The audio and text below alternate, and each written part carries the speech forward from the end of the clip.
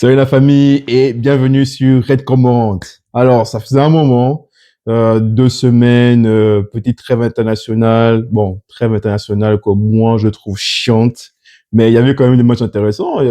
Pays-Bas avec l'Espagne, là, ils ont quand même sorti 2 bons matchs qui ont quand même permis de mettre un petit peu de bon dans cette période qu'on n'aime pas forcément, vu que ça met une pause en fait au championnat et aux coupes et tout. Mais bon. Ça a permis aussi de relativiser, permis de se remettre un peu, de cette défaite là avec ce match pourri qu'ils nous ont sorti, avec le Liverpool a sorti face à Newcastle. Et aujourd'hui, on se sent mieux. Alors aujourd'hui, petite vidéo pour parler d'actualité, de parler de Liverpool, qui fait face en fait à des situations un peu délicates. Donc, tout le monde est abonné à la page de Fabrizio Romano. A-t-il une femme? Je ne suis pas sûr. Vu à quelle vitesse ce gars, il poste des informations de ouf comparé aux autres.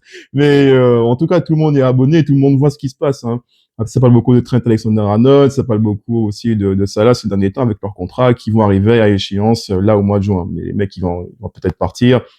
Et forcément, ça fait jaser, vu la performance que ça est en train de faire et vu l'histoire qu'a Trent Alexander-Arnold avec Liverpool, bien sûr, formé au club, il a grandi, il a tout gagné, et donc on est en train forcément de se poser des questions. Mais bon, aujourd'hui, d'abord dans un premier temps, on va un peu parler d'abord on va dire d'état de forme des joueurs, bon, entre guillemets, état de forme des joueurs, parce que bien sûr, voilà, les coupes, c'est fini, il n'y a plus de Ligue des Champions aussi, il reste le championnat. Mathématiquement, il faut 5 victoires pour assurer en fait le championnat et avoir et conclure cette année quand même avec ce titre-là qui, pour moi, va être une consécration de quelque chose d'exceptionnel. Nouveau coach, il y a eu un changement et tout. Le gars a récupéré une équipe qui n'est pas la sienne. On peut tout dire sur son coaching. On n'a pas forcément aimé moi personnellement, en tout cas, je sais pas pour les autres, cette gestion en fait de l'équipe avec.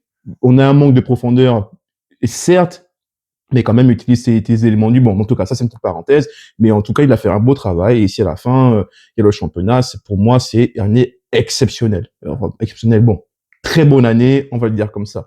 Mais justement, donc il reste ce championnat à gagner à la fin, 5 matchs, et on a vu que l'équipe en fait tirait un peu vers la fin. Donc c'est quand même intéressant de parler un peu de leur performance qu'ils ont eu, ce qu'ils ont fait pendant cette trêve internationale, et peut-être sur quel état de forme ils vont arriver. Donc on va un petit peu parler des news. Et après, on va attaquer les 2 gros points, du coup, Salah et Trent. D'accord? Fin, là, il y a l'échéance qui arrive. Il y a aussi Vividi, mais bon, Vividi, moi, je pense que, bon, c'est peut-être le seul cas où je suis un peu plus confiant. Mais les deux, là, ça va être il faut en parler. On va un peu parler, du coup, du fait de s'ils partent, ben, quelles seront les conséquences, en fait, sur l'équipe. D'accord? S'il reste, qu'est-ce que ce serait est-ce que ce serait forcément que du bénéfice?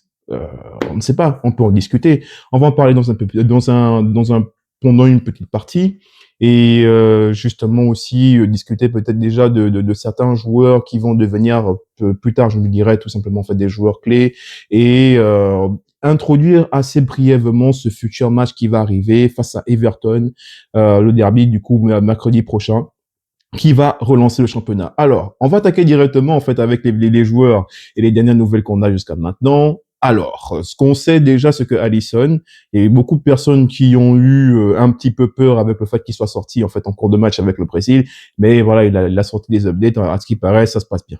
Hein, ça se passe bien, le mec il est en forme et vu la dynamique, je pense qu'on aura quand même besoin de lui pour la suite et c'est une bonne chose en fait qu'il se sente bien. Mais d'une manière générale, on peut dire que l'équipe en fait a bien performé pendant cette trêve internationale. J'ai vu hein, McAllister avec l'Argentine, ils ont gagné 4-1, ils ont tabassé le Brésil, ils se sont chambrés là pendant je sais pas combien de temps sur Twitter. Voilà, à la fin, voilà, 4-1, et je pense que McAllister, il a marqué, j'ai vu des bruits du match, le mec, il a fait un beau match quand même. Avec ça met du baume au cœur avec les dernières performances qu'on a vu qu'il tirait la langue et je sais pas quoi avec l'Argentine. En même temps, il est mec qui s'est transformé en super guerrier, il a fait une très belle performance. Diaz, il a bien joué face au Paraguay, il a marqué, je pense qu'il a aussi fait une passe décisive, ça c'est très bien pour son moral. Moi, j'imagine hein, que ça va lui faire du bien. Il n'a pas marqué depuis depuis le début janvier, je crois un but, je me rappelle, un but bizarre qu'il avait mis la face à Southampton, je pense. Southampton ou bien non, c'était pas Southampton. Toi, c'était un but à domicile. Non, c'était Newcastle, c'était Newcastle. Je vérifierai, mais je pense qu'il a mis un but. C'était un but bizarre où il y avait une sorte de cafouillage là, mais vraiment dans le jeu, ça peinait. Il concrétisait pas. Donc lui, il a mis un but. Je pense que Gakpo aussi. Moi, j'ai trouvé ça un peu dommage. Bon, Gakpo, il a il a quand même eu la possibilité de se reposer un peu quand même, parce que je pense que sur le match aller, il avait marqué un but et il est sorti, je pense, vers la 75e minute, et le retour, son 18e à ces alentours-là, comparé à Vividi, lui, qui a joué tout le temps et qui a même joué les prolongations. Donc 120 minutes, alors que le gars était déjà en train de jouer tous les matchs. Bon, j'ai pas vraiment aimé, quoi. En plus, à la fin, ils se sont fait éliminer au tir au but, et le gars, il va encore sûrement revenir cramer. Bon, dommage. Vraiment dommage. J'imagine même pas, en fait, au niveau du moral aussi. En plus, il a tout joué, donc il vient encore avec un organisme qui a été usé, déjà. Bon, bonne chose pour Cody pour le fait qu'il est marqué. Et Vividi, bon, dommage à la fin pour les deux, ils sont éliminés. Et bon, Gravenberch, de ce que j'ai compris, en fait, bon, rien de plus, hein. Il a été, je pense, été plus préservé qu'autre chose. En tout cas, ce sont les nouvelles qu'on a. J'espère bien. J'ai l'impression que de toute façon, soit il ne compte que sur lui, en fait, là, au milieu de terrain, et que Endo, qui paradoxalement continuera de faire de bons matchs, et en plus, ça, avec le Japon, il a quand même, il a bien joué. Le gars, compte, c'est pour tenir la baraque qu'il la tient. Mais voilà, on sait que l'arme numéro un, le gars qui joue, qui est titulaire et qui joue tous les matchs, voilà, c'est Gravenberch. Dommage, hein, on aimerait qu'il se repose un peu, mais bon. Et en tout cas, l'idée nouvelle, c'est que c'est juste qu'il a été pris un peu plus préservé qu'autre chose, qu'il n'est pas blessé. Donc voilà, on n'a pas de souci en fait à ce niveau-là. Les joueurs ont fait de bonnes performances pendant cette trêve hivernale. Même Salah, il a marqué. Donc voilà, on a de bonnes nouvelles, et j'espère que ça va leur permettre en fait de revenir avec une bonne attitude et de bien préparer en fait cette confrontation qui va arriver face à Everton, qui va être un match encore, voilà, intensité physique, c'est sûr, ils vont la mettre, c'est un derby, et t'es pas là pour venir jouer tranquillou, non, ils vont venir, ils vont te rentrer dedans, comme ça s'est passé en fait la dernière fois. Et si t'es pas prêt physiquement déjà minimum, tu vas rien avoir, ils vont juste te rouler dessus, même si t'as Anfield. Là, on vient de le voir, même si c'est chez toi, tu n'y arrives pas. Donc, on va espérer que que ça leur a fait du bien, et qu'ils vont revenir avec un bon état d'esprit, en tout cas général. Qu'on a été dommage, il n'a pas joué, mais bon, au moins il s'est reposé. Voilà. Donc, d'une manière générale, l'équipe, ça va. Et ils ont bien pu profiter, j'imagine, de cette trêve hivernale. Même ça l'a marqué. Et justement, ça nous permet de tomber sur lui et de parler justement de Salah. Donc avec l'Égypte, je pense qu'il a marqué un but, c'est face au Soudan. Le match face à l'Éthiopie, je pense qu'il n'a pas marqué, mais il a quand même bien joué. Et voilà, on parle beaucoup de Salah. Pas beaucoup de Salah, c'est normal. On arrive bientôt au mois de juin, et bientôt le contrat va s'arrêter, et on va forcément se poser des questions.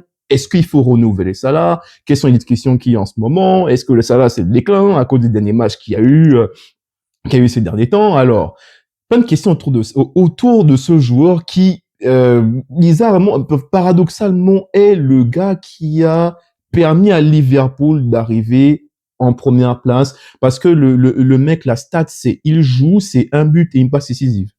C'est 2 buts assurés quand il est là. Assurés, non. Mais en moyenne, en fait, c'est ça.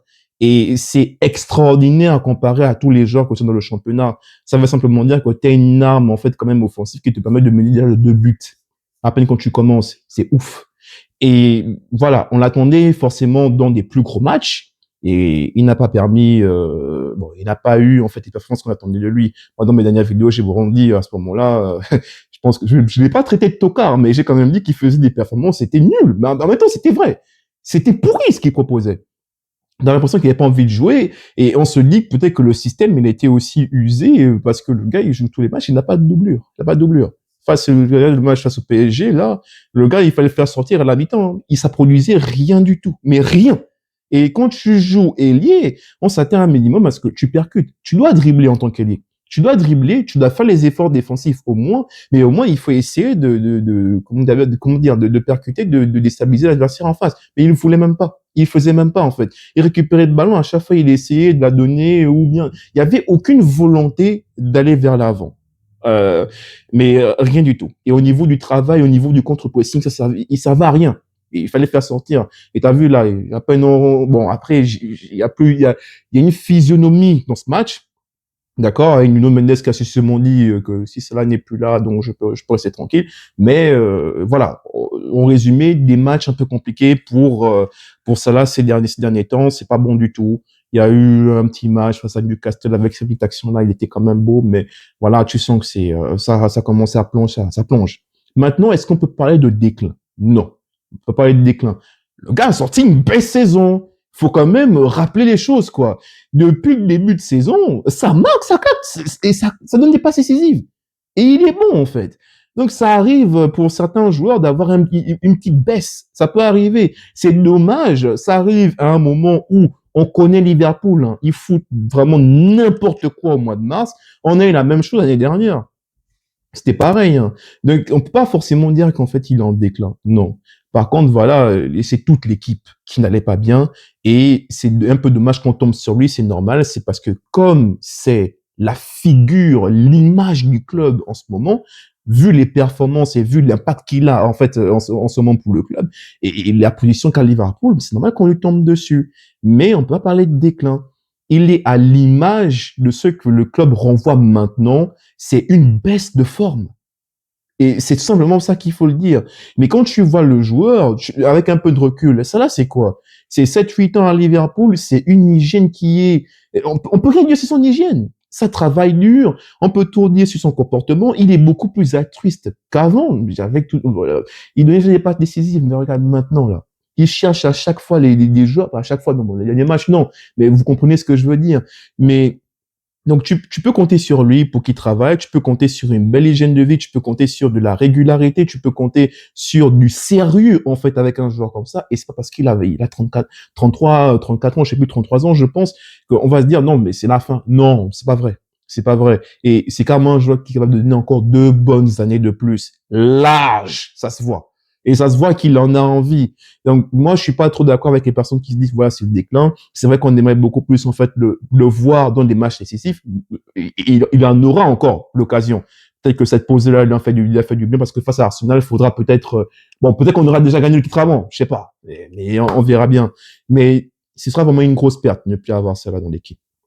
Donc, je connais pas quelles sont en fait les discussions qui en ce moment. À ce qui paraît, ça avance un peu. Ça avance un peu vers vers une entente en fait entre le board et lui. On comprend, hein, c'est pas juste une affaire de moi je pense que c'est pas une affaire de est-ce qu'on veut garder ça là ou pas parce qu'il est vieux. Non, tout simplement, c'est sûr que le mec il demande plein d'argent, il demande plus d'argent que ce qu'il gagne maintenant et en même temps en rétribution de tout le boulot qu'il a fait pour le club jusqu'à maintenant.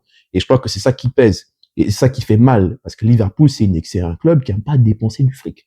Le FSG, non. J'ai entendu en plus qu'ils veulent acheter Malaga, là, je sais pas d'où Après, eux, ils sortent de l'argent comme ils veulent. Mais quand c'est à Liverpool, c'est un peu compliqué. Tu vois, pour acheter des Vivini et tout ça, là, il a fallu quand même vendre Coutinho, hein, sinon ça sortait pas. Ça sortait pas. C'est très rare que ça sorte de l'argent. Et je pense que c'est beaucoup plus ça le problème. Mais tu peux compter sur ça là. Et c'est vraiment dommage que ce soit à cause de discussions pécuniaires que le mec qui quitte le club. Ce serait vraiment dommage. En tout cas, moi, j'aimerais pas voir ça. Après, si à la fin de l'année, il y a le titre et tu vois que on essaie de mettre une certaine physionomie en mode, voilà, on passe à autre chose parce que après, c'est peut-être aussi une fin d'une ère. Ce sera beaucoup plus beau que juste, je suis parti parce que on m'a pas respecté. Tu vois. Ça, ce serait vraiment dommage et pour non seulement aussi pour l'image du club, mais aussi pour lui, tu vois. Et ça va entacher la légende. C'est une légende, ça là, du club. C'est une légende. Et je ne sais pas on ne sait pas, personne ne sait ce que va donner en fait cette discussion-là. Ça pèse un peu trop en fait sur, je pense, sur l'équipe parce que tu ne sais pas sur quoi tu peux compter aussi pour l'année prochaine.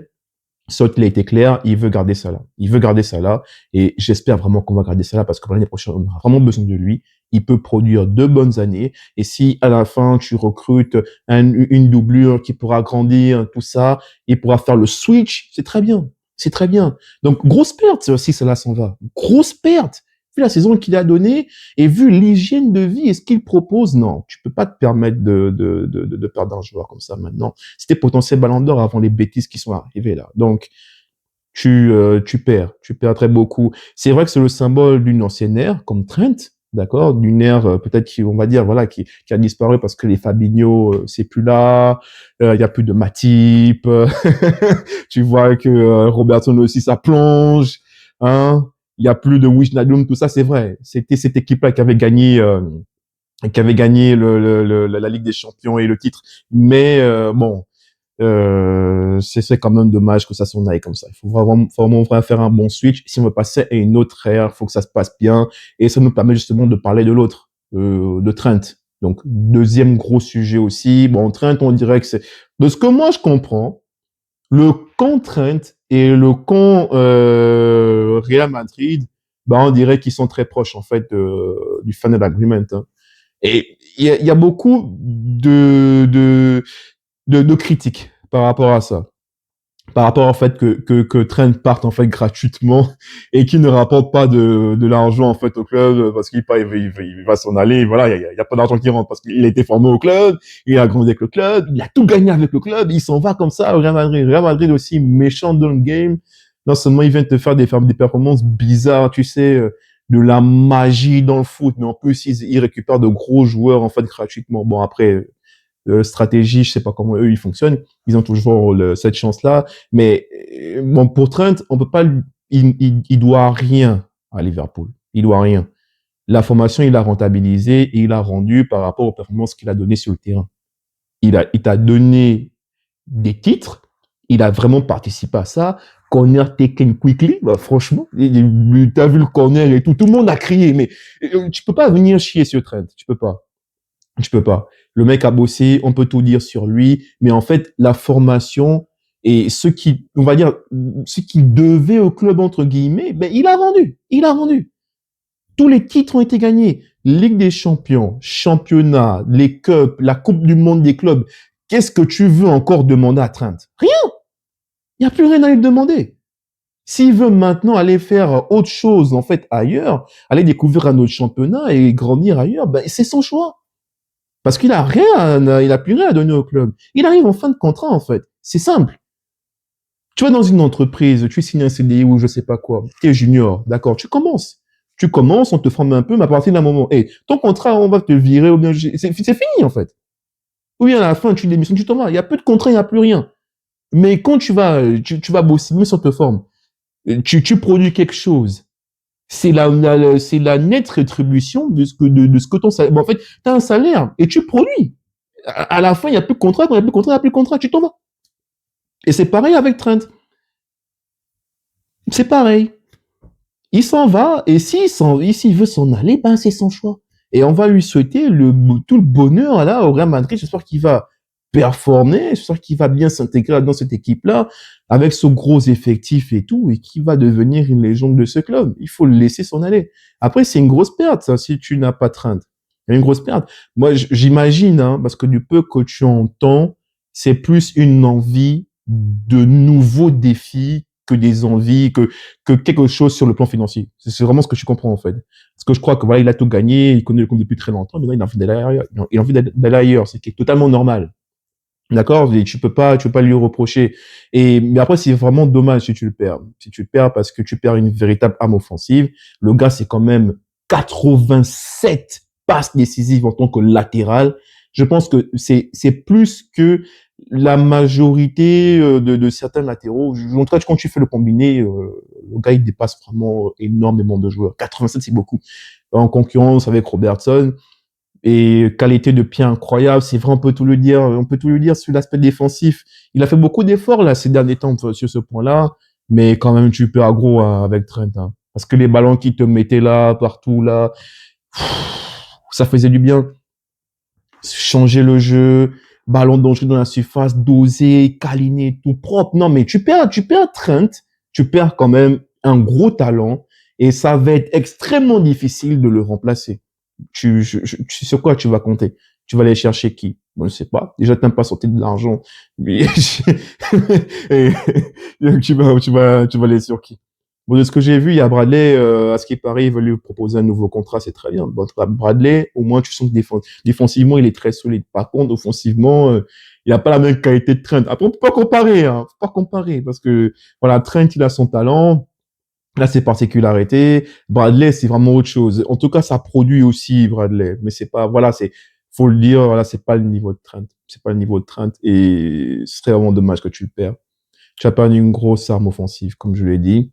Tu vas sûrement perdre, bon, pas perdre, non, parce que tu te détaches d'un symbole, en fait, d'une ère qui est passée, qui appartient à Klopp. Aussi. Et peut-être que c'est le moment aussi de tourner la page avec lui. Parce que je pense que tu peux pas tout le temps compter sur le fait que Trent te donne de beaux ballons. Et s'il se dit que c'est terminé, ben c'est terminé, quoi.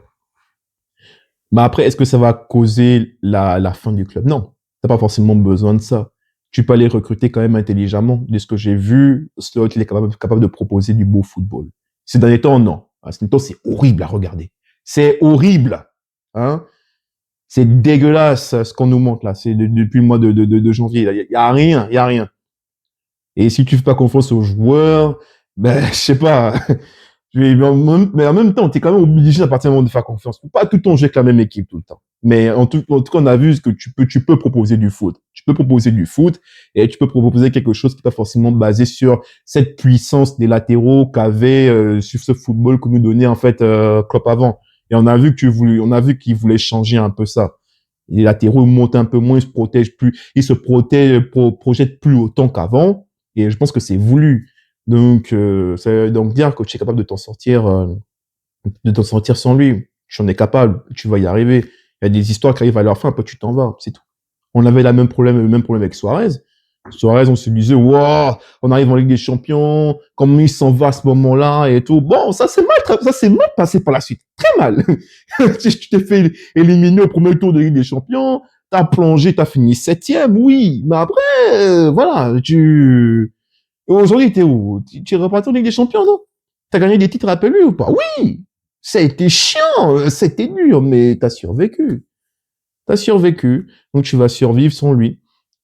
Voilà, donc deux gros sujets quand même autour de ces deux joueurs, c'est quand même un peu dommage hein, de se retrouver à cette période-là alors qu'on est en train de parler de titres, t'as deux gros joueurs comme ça qui sont en grosse discussion. Bon, Vividi, c'est vraiment, pour moi Vividi c'est vraiment le truc, c'est vraiment plus important que Vividi reste que ces deux-là. Mais vraiment, parce que tu n'as aucune stabilité défensive, c'est ton capitaine déjà de 1 et tu n'as aucune doublure derrière. Alors et on parle pas trop de lui, hein, mais c'est plus problématique de perdre Van Dijk maintenant que de perdre ces deux-là. Parce que des joueurs offensifs, tu en as. Il y en a pelle. Tu veux pas en utiliser peut-être, mais il y en a trop. Alors que défensivement, tu n'en as pas. Et en plus, c'est le meilleur. C'est le réfait. Donc, s'il s'en va, tu bâtis sur quoi? Bon, tu peux rebâtir, oui, mais ça va être vraiment difficile. Hein. J'espère qu'ils vont donner un vrai chéquier. Hein. Parce qu'on a parlé de 300 millions d'euros, là, un bon défenseur à l'ère d'aujourd'hui, ça te coûte au moins 90. Au moins 90. Et en plus, c'est même ce qu'il a coûté, là, en 2018, là. Il a coûté 94. Mais il te manque un ailier. T'as un autre, là, qui est en train de partir. Il te faut un milieu de terrain. Il te faut un neuf. Bon, on espère que tu vas vendre. Mais, wow, faut pas perdre, non. Je sais pas ce que vous foutez là avec Vividi, je sais pas ce qu'ils font avec Vividi, mais j'espère qu'ils vont, je sais pas c'est quoi les discussions, mais il faut vraiment qu'ils restent. C'est pas encore le moment pour lui de partir, quoi. C'est pas encore le moment. Les deux autres, oui, ça va être un peu chaud, mais ils peuvent s'en aller. Ils peuvent s'en aller. Mais Vividi, non, ça va être trop compliqué. Trop compliqué. Donc voilà, c'est tout ce que j'avais à dire pour cette vidéo-là. À parler de ces trois joueurs une ère qui est en train de toucher à sa fin, ça fait mal, mais il fallait quand même qu'on en discute et essayer de remettre les choses dans le contexte. D'accord? Cela, c'est pas finito. Trent ne doit rien à personne et Vividi on parle pas beaucoup, mais oh, c'est beaucoup plus important que le reste. Il faut que ça reste. Il doit rester Van Dijk. Maintenant, il y a le match face à Everton à préparer. Il y aura une petite vidéo qui va sortir pour justement, donc on aura les dernières news hein, avant le match. Comme ça, on sera un peu on pourra se demander un peu plus sur à quoi on devrait s'attendre par rapport à la performance en fait demain. Demain non, mais mercredi. Donc on fera une petite vidéo en fait sur ça. En attendant, jusqu'à maintenant, ben moi je vous dis à très bientôt pour une nouvelle vidéo. J'espère que vous avez adoré le contenu de cette vidéo-là. N'hésitez pas à me dire ce que vous en pensez en fait en commentaire. N'hésitez pas à liker et à partager avec les fans de Liverpool que vous connaisserez peut-être et qui aimeraient aussi partager leur avis justement sur ces transferts et sur la situation actuelle en fait du club. Et je vous dis encore à très bientôt pour une nouvelle vidéo sur Red Comment. À très bientôt la famille.